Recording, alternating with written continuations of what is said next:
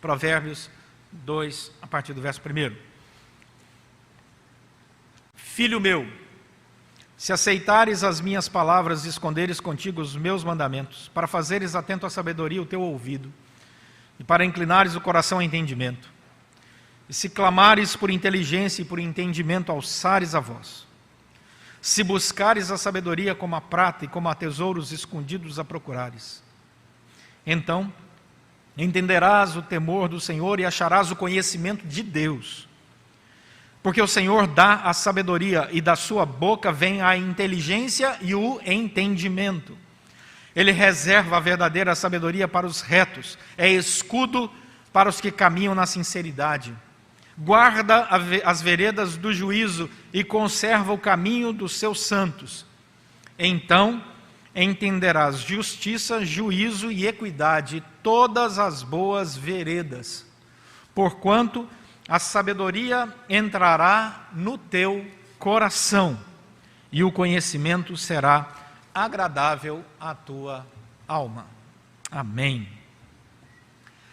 Câmara de eco da internet. Se você nunca ouviu essa expressão, hoje eu gostaria de te explicar o que é isso e a importância disso para as nossas vidas e como isso dirige as nossas vidas e as nossas decisões, muitas vezes sem percebermos. Câmara de eco da internet. O que é câmara de eco da internet? Ela é o cruzamento de informações que você disponibiliza no sistema mundial, na rede mundial de computadores. Cada vez que você compra alguma coisa com um cartão de crédito, é registrado na rede mundial, numa grande rede de algoritmos, que você comprou determinada coisa em determinada loja. Daqui a pouco, o seu e-mail começa a receber, o seu Instagram, propagandas daquele tipo de produto. Se você passa o seu carro numa cancela, por exemplo, seu carro tem GPS, ele sabe onde você está, se você frequenta tal shopping, se você frequenta aquele outro shopping, ele manda para você informações e propagandas de lojas daqueles lugares, por geolocalização.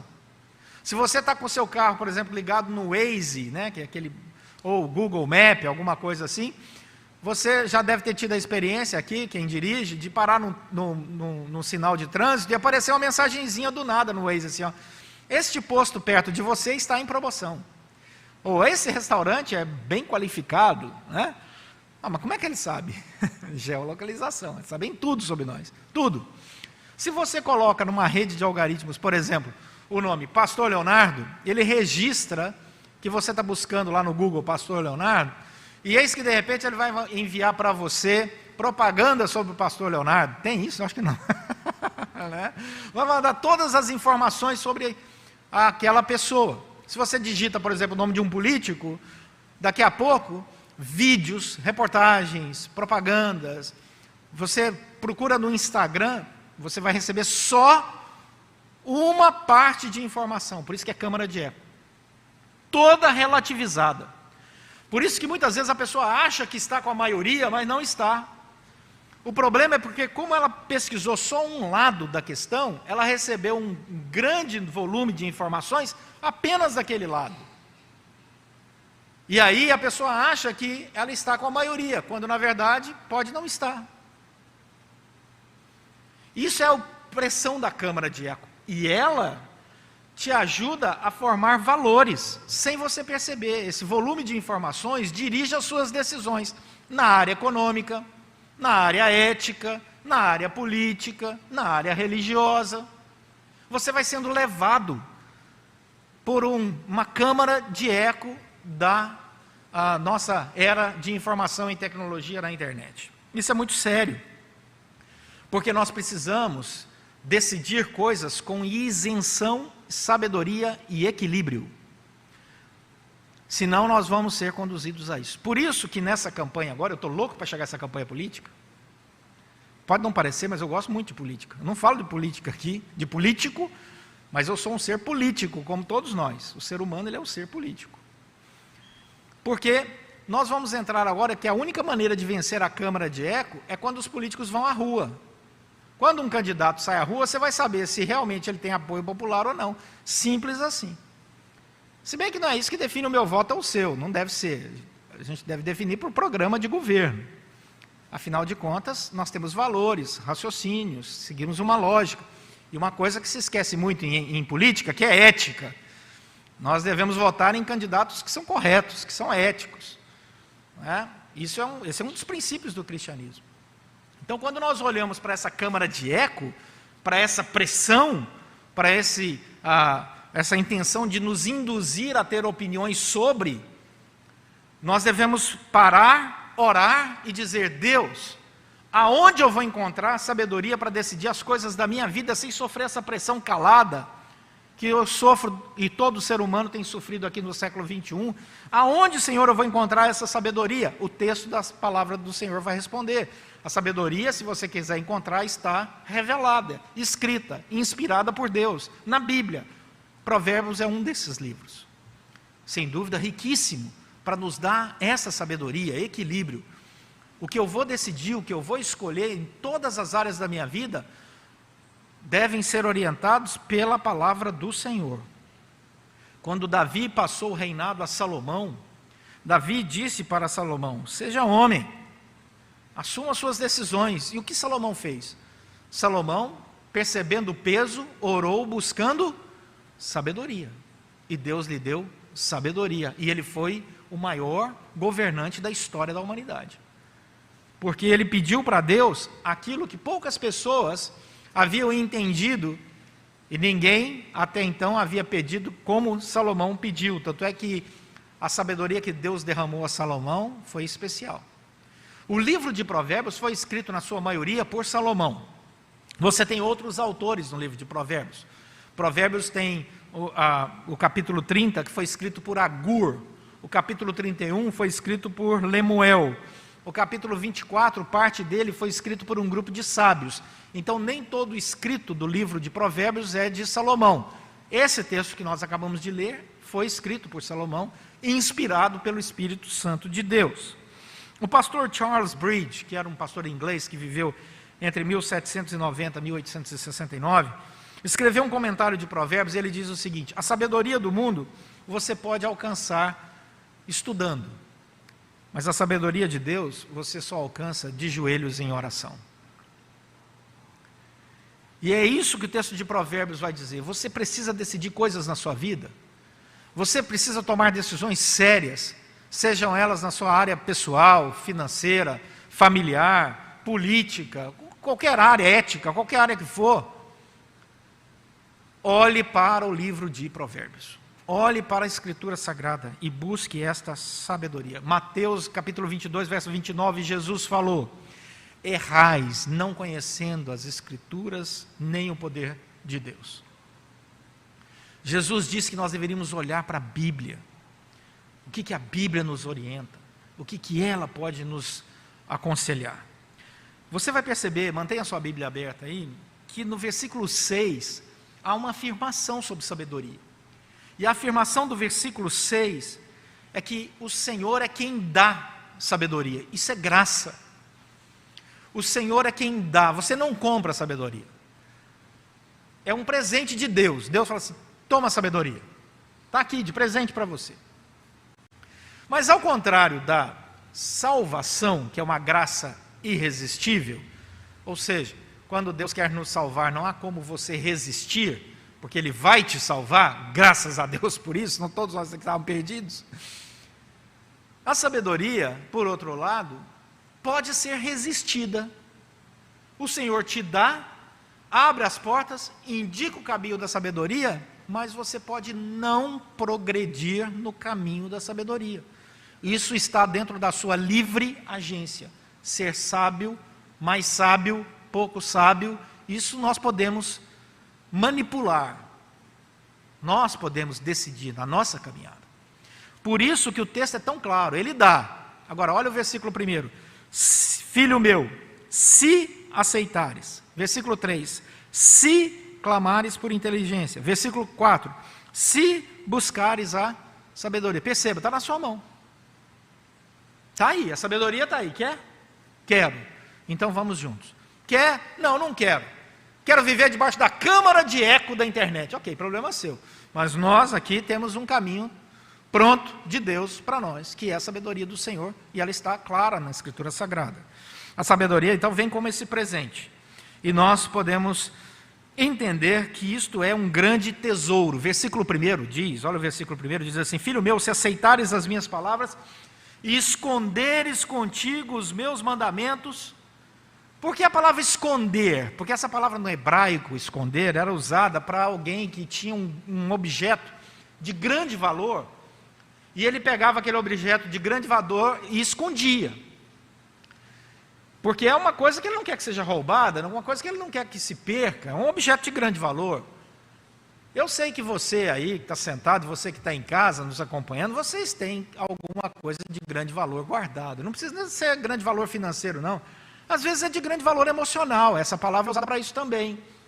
Né? Às vezes você tem lá um lápis especial, você viajou, foi num lugar, e aquele lápis, um lapisinho, te lembra, ele é tão especial que você guarda ele com todo cuidado, todo carinho. Às vezes as pessoas guardam foto impressa. Quem não sabe, vai na internet. Havia um tempo em que se imprimia fotos, as pessoas tiravam foto. Né? Então tem objetos de grande valor, e essa é a palavra usada. Olha que interessante, lê nessa perspectiva o versículo 1: se você aceitar as minhas palavras e guardar contigo, com amor, com carinho, com cuidado, com valorização. Guardar o quê? Guardar os meus mandamentos. Os mandamentos de Deus, eles são para nós cristãos preciosos. Eu guardo os mandamentos de Deus, eu olho para a palavra de Deus e digo assim: isso aqui é precioso. Isso aqui é ouro puro, né? É sabedoria que emana do trono da graça de Deus. Salmo 69, 18 usa essa mesma expressão ao falar assim: aproxima-te da minha alma e redime-a. O salmista está orando a Deus e dizendo: Deus, chega para perto. E essa expressão é usada aqui para falar sobre esse clamor, o clamor de alguém que chega diante de Deus, porque Deus o permitiu, esta aproximação. Essa palavra clamor usada aqui, como o salmista vai usar no Salmo 69 também, é uma palavra que tem a ver com intimidade. Eu só chego diante de Deus, eu só clamo a Deus, porque Deus abriu a porta da casa dele e diz: pode vir, fala, abre o coração, estou aqui para te ouvir. Olha que coisa boa. Você é convidado para esse caminho de sabedoria, para esse caminho de relacionamento com Deus. Deus não te força para a sabedoria, Ele te convida. E aí o versículo 4 diz: se você buscar isso, se você entender a beleza desse convite, versículo 5 diz: então, se você buscar essa sabedoria como prata e ouro, tesouro escondido, então, versículo 5, você vai entender, você vai achar conhecimento, você vai entender o caminho da graça do Senhor aberto para você. Um comentarista teológico chamado Derek Kidner escreve o seguinte: a busca da sabedoria, ela não exige esforço, mas orientação. O ponto de partida é a revelação específica da palavra de Deus através dos seus mandamentos. O método não é de especulação livre. Deus não diz assim: sai por aí procurando sabedoria. Não é um método de especulação livre. Eu vou ali buscar sabedoria, eu vou acolá. Não. A sabedoria não é uma especulação aberta que você sai para todos os lugares para encontrar. Ela tem um caminho, ela tem uma revelação. Deus já revelou o caminho da sabedoria. Está aqui, Ele orienta, não é tão difícil encontrá-la. Aí diz o Derek Kidner, né? Esse ponto de revelação específica, ela nos conduz para explorar esses ensinamentos recebidos, entesourá-los, a fim de penetrar nos princípios de Deus. Olha que frase interessante.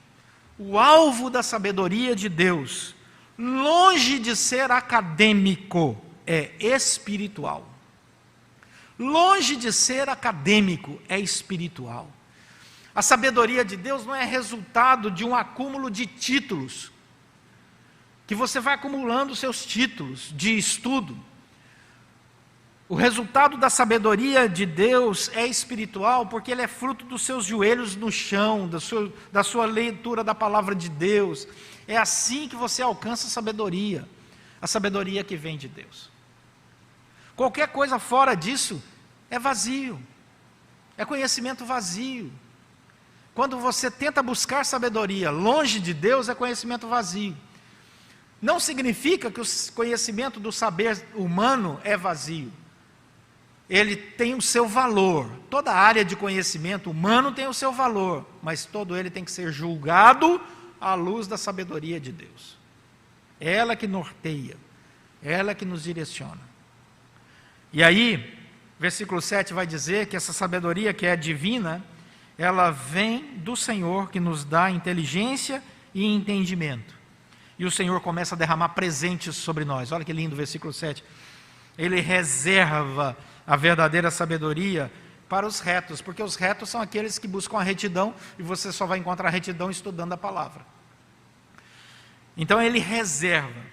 Versículo 7, ele é escudo. Versículo 8, ele guarda as veredas. Versículo 8, ele conserva o caminho.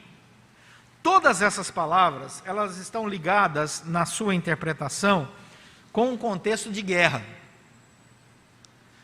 Perceba, ele reserva, ele é escudo, ele guarda e ele conserva. Essas 4 palavras eram usadas num contexto de guerra. O que o Senhor está dizendo? Eu sei que vocês estão numa guerra e que vocês precisam tomar decisões. Eu vou guiar vocês, eu vou proteger vocês. Se vocês buscarem a sabedoria em mim, na minha palavra, em oração, eu vou liderar vocês. É uma promessa que deve trazer muita tranquilidade ao nosso coração, porque o resultado já está garantido e é abençoador. O resultado vem de Deus. Vamos ver 2 textos. Isaías capítulo 27, 2 diz assim: Naquele dia, dirá o Senhor, cantai a vinha deliciosa, eu, o Senhor, a vigio, e a cada momento a regarei, para que ninguém lhe faça dano, de noite e de dia. Olha o que Deus diz: eu cuidarei dela. Quando você se curva e busca no Senhor sabedoria, que você valoriza como um tesouro os mandamentos de Deus, Deus diz assim: de noite e de dia, eu estou cuidando de você. Deuteronômio 32, 9. Porque a porção do Senhor é o seu povo, Jacó é a parte da sua herança.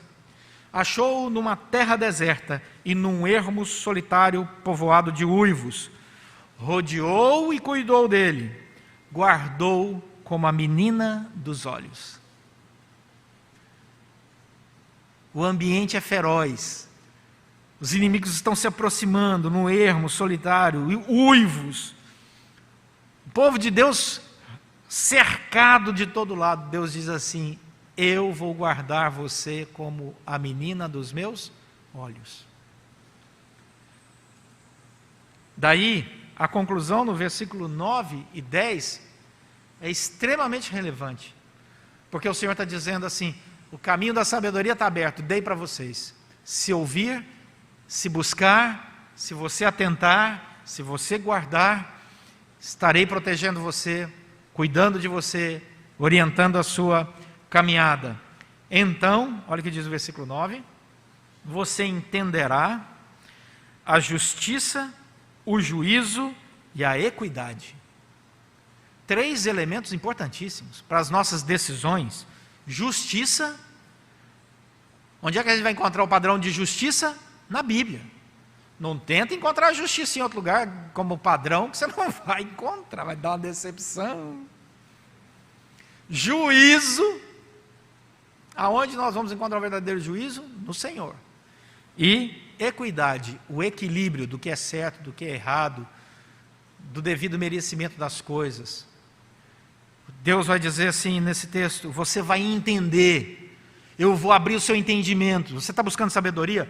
Eu vou fazer com que você entenda, julgue as coisas, perceba o juízo com equilíbrio, e não influenciado por câmaras de eco de internet. Você vai estar acima disso. Nosso padrão é outro. Quando alguém chega e fala, você viu? O outro grupo chega, você viu? Tá, eu estou falando de tal religião, estou falando de não sei o quê. Você diz, peraí, para. Meu padrão é outro. Justiça, juízo, equidade. Minha maneira de analisar isso é na sabedoria do Senhor. E o meu padrão está nos mandamentos de Deus. É aqui que eu vou buscar orientação para a minha vida, em todas as áreas da minha vida. Se eu vou fazer investimento em tal lugar, se eu vou mudar para tal lugar, se eu vou comprar tal coisa, se eu vou seguir tal caminho profissional ou não, familiar ou não, de amizade ou não. Deus é quem vai decidir isso à luz da palavra dele. Aqui ele vai me dar orientação, ele vai me dar sabedoria, eu vou poder decidir com toda a tranquilidade. E aí ele diz, no versículo 9, que ele vai nos guiar nas boas veredas. Essa palavra boas veredas aqui na língua hebraica era a palavra usada para as trilhas dos carros. Você tinha uma terra, um espaço num campo, né, de uma terra macia, e aí a pessoa vinha e passava com uma carruagem, depois outro vinha e passava com outra carroça, ia marcando o chão, ia criando uma trilha. Essa palavra hebraica usada aqui, ó, boa vereda, significa essa trilha que já foi trilhada por muitos e que agora é uma estrada. Deus diz assim, eu vou te guiar por isso aqui, ou seja, outros já passaram aqui, outros já chegaram aonde queria, porque seguiram o caminho dessa boa vereda. Você não fica procurando, tateando um caminho que é novo, que é só seu. Ele vai dizer, não, o caminho está aberto, existe uma estrada, existe uma boa vereda, e você vai seguir por ela. E eu vou te guiar. E quando o inimigo chegar ao seu redor, eu vou te guardar. Eu vou cuidar de você de dia e de noite. Porque você está valorizando esse nosso relacionamento nessa busca. Muito bonita essa palavra. E o versículo 10 então encerra. Porquanto a sabedoria entrará no teu coração, e o conhecimento será agradável à tua alma. Gente, a beleza da vida cristã é que Deus valoriza conhecimento, mente, raciocínio, mas também valoriza o nosso sentimento, o nosso coração. Deus diz, sabe por que eu estou propondo esse caminho para você? É porque esse caminho é agradável.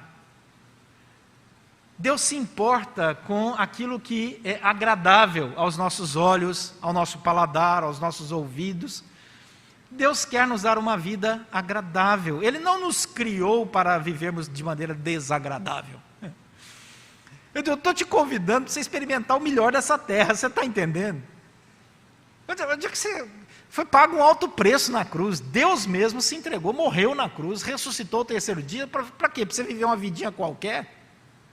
Não, você está aqui para você viver nesse meu relacionamento contigo de sabedoria, de graça, glorificando ao Deus em todas as coisas. Quando alguém perguntar para você, por que você está tão tranquilo, por que você está tão feliz, por que as coisas na sua vida caminham tão bem, de onde vem essa sabedoria? Você vai dizer, vem de Deus, do Deus maravilhoso que tem me guiado na palavra dEle. Deus é muito bom, eu busco discernimento, busco sabedoria. Você assiste qual canal, você vê qual coisa, não, você não está entendendo. A sabedoria das minhas decisões saem dessa minha relação de joelho no chão, de leitura da palavra, de comunhão com a igreja. Eu sinto Deus me dirigir, proteger, guiar, abençoar. É bom demais. É agradável ao meu coração. Jesus resume tudo. Toda a lei e profetas. E Jesus resumiu em Mateus. Amarás o Senhor teu Deus de todo o teu coração, alma e entendimento. E amarás o teu próximo como a ti mesmo. A relação é de amor. Deus nos guarda porque Ele nos ama. Deus morreu na cruz para perdoar o nosso pecado porque Ele nos ama. Deus tem cuidado de nós porque Ele nos ama. E o que Ele quer de nós? Que nós experimentemos essa sabedoria agradável. Está nas suas mãos, na mão de cada um de nós. Quem é que influencia as nossas decisões? A câmara de eco dos algoritmos que estão aí dirigindo o pensamento de tantos em tantas áreas, inclusive ético, religioso? Ou a palavra de Deus? Vamos orar.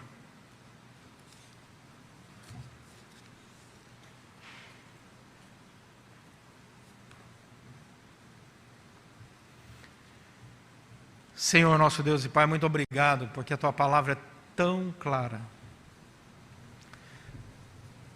Que o Senhor nos dê mais desejo de conhecer a Tua palavra. De no silêncio do nosso quarto entrarmos em oração e falarmos contigo. De sentirmos as Tuas respostas às nossas orações, indicando o caminho, dando paz ao nosso coração. E essa experiência agradável de ter esse relacionamento com o Senhor. Que o Senhor nos dê essa alegria de, a partir da Tua palavra, entendermos como é importante nos reunirmos a cada domingo, no dia do Senhor, em celebração, aqui para agradecer ao Senhor tantas bênçãos recebidas e para receber de Ti instrução e prestar ao Senhor louvor. Senhor, esse mundo está muito agitado, são muitas vozes, muitas câmaras de eco, mas nós queremos ouvir a Tua voz. Nós queremos calar e sossegar a nossa alma na Tua presença. E sentir a Tua boa, agradável e perfeita vontade em nós. Abençoa-nos nessa caminhada, pois estamos aqui atendendo ao Teu convite. Em nome de Jesus Cristo. Amém.